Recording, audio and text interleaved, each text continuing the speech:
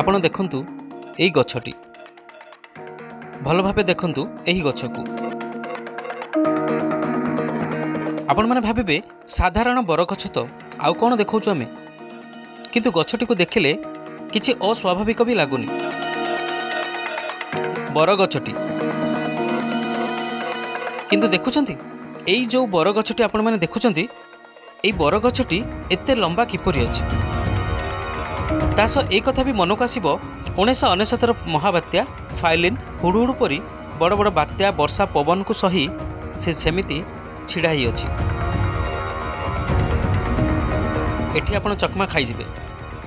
ହଁ ଆଜ୍ଞା, ଏଇ ଯେଉଁ ଗଛଟି କଥା ଆମେ କହୁଛୁ, ବ୍ରହ୍ମପୁର ଗୁଡ୍ସ ସେଡ୍ ରୋଡ ସ୍ଥିତ ସ୍ଥାନୀୟ କେନ୍ଦ୍ରୀୟ ପଣ୍ୟାଗାର ନିଗମ ପରିସରରେ ରହିଛି ଏହି ଗଛଟି।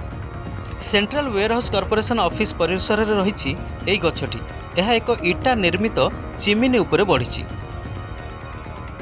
ଆମେ କହିବାର ମାନେ ହେଲା, ବ୍ରିଟିଶ ଅମଳରେ ନିର୍ମିତ ହୋଇଛି ଏହି ଚିମିନିଟି।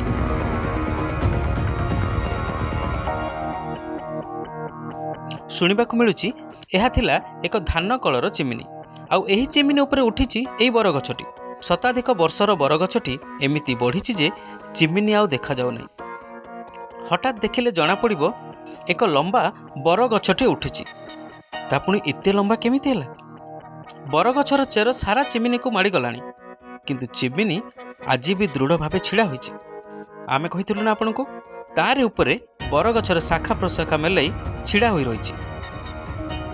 ଏହି ଗଛଟି 1999ର ମହାବାତ୍ୟା ଫାଇଲିନ୍, ହୁଡ଼ୁହୁଡ଼ୁ ଭଳି ବାତ୍ୟା ମଧ୍ୟ ବ୍ରିଟିଶ ଅମଳର ଇଟା ଚିମିନି ଓ ଏହା ଉପରେ ଛିଡ଼ା ହୋଇଥିବା ବରଗଛର କିଛି କ୍ଷତି କରିପାରିନାହାନ୍ତି।